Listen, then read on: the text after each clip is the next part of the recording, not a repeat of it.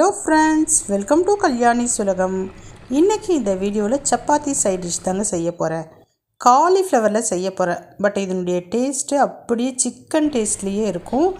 Chicken semi கிரேவியில் செய்வோம் பார்த்தீங்களா, அதே மாதிரி காலிஃப்ளவரில் செஞ்சு காமிக்க போகிறேன். வீடியோவை ஸ்கிப் பண்ணாமல் ஃபுல்லாக பாருங்கள்.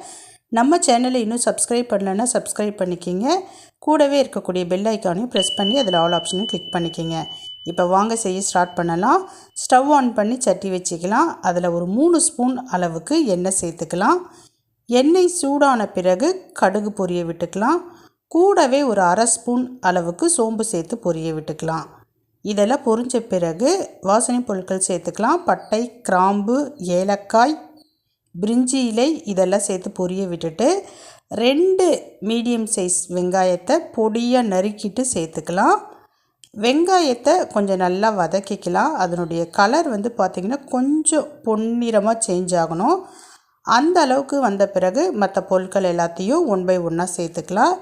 இப்போ வெங்காயத்தினுடைய நிறம் சேஞ்ச் ஆகிடுச்சு. நான் இஞ்சி பூண்டு பேஸ்ட்டு 1 ஸ்பூன் அளவுக்கு சேர்த்துக்கிறேன். சேர்த்துட்டு ஒரு 2 நிமிஷத்துக்கு லைட்டாக வதக்கிக்கலாம். இப்போ பார்த்திங்கன்னா இஞ்சி பூண்டு பேஸ்ட்டு, வெங்காயம் ரெண்டுமே வதங்கிடுச்சு. தக்காளி சேர்த்துக்கலாம். நல்ல பழுத்த தக்காளியாக 2 மீடியம் சைஸ் தக்காளியை பொடியாக நறுக்கிட்டு சேர்த்துக்கலாம். கூடவே கல்லுப்பு சேர்த்துக்கிறேன். இப்போ நம்ம வதக்கிக்கலாம். லைட்டாக வதக்கிட்டு ஒரு 2 நிமிஷத்துக்கு அப்படியே விட்டுட்டோன்னா தக்காளி நல்லா குழஞ்சிரும்.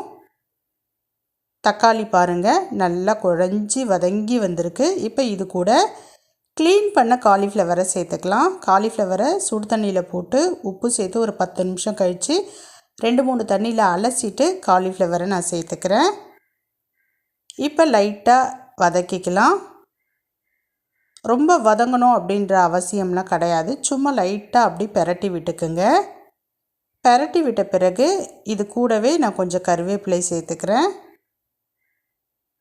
இப்போ இது கூட கொஞ்சமாக மஞ்சத்தூள் சேர்த்துக்கலாம். ஆனால் மறக்காமல் மஞ்சத்தூள் சேர்த்துக்குங்க. இப்போ குழம்பு மிளகாய்த்தூள் சேர்த்துக்கலாம். அவங்கவுங்க காரத்துக்கு ஏற்ற மாதிரி குழம்பு மிளகாய்த்தூள் சேர்த்துக்குங்க. இப்போ தேவையான அளவு தண்ணி சேர்த்துக்கிறேன். தண்ணி நான் நிறைய சேர்க்க போகிறது இல்லைங்க. எனக்கு பார்த்திங்கன்னா செமி கிரேவி மாதிரி தான் இந்த காலிஃப்ளவரை நான் செய்ய போகிறேன்.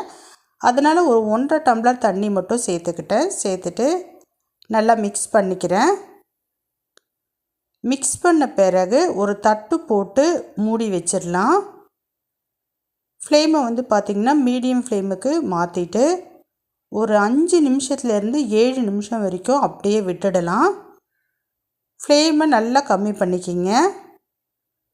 இப்போ ஒரு 6 நிமிஷத்துக்கிட்ட ஆயிடுச்சு. நான் ஓப்பன் பண்ணுறேன் பாருங்கள்.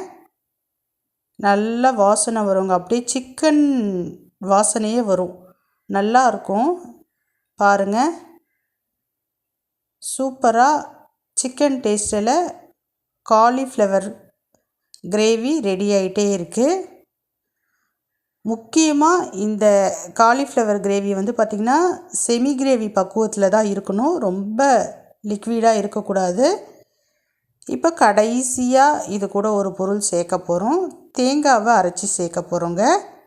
தேங்காய் கொஞ்சமாக எடுத்துக்கிறேன், அரைச்சிட்டேன். இப்போ நான் சேர்த்துக்கிறேன். சேர்த்துட்டு லைட்டாக மிக்ஸ் பண்ணிக்கலாம். மிக்ஸ் பண்ணதுக்கு அப்புறமேட்டு ஒரு 2 நிமிஷம் ஸ்டவ்வில் இருந்தால் போதுமானதாக இருக்கும். சூப்பரான சிக்கன் டேஸ்ட்டில் காலிஃப்ளவர் செமி கிரேவி ரெடி ஆகிடுச்சு. ரொம்ப சூப்பராக இருக்குங்க. சப்பாத்திக்கு ரொம்ப சூப்பராக இருக்கும்.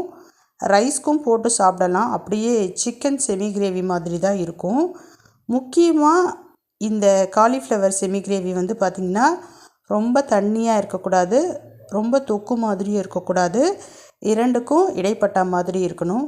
செஞ்சு பாருங்கள். எப்படி இருக்குன்றதை கமெண்ட் செக்ஷனில் சொல்லுங்கள். பாய்.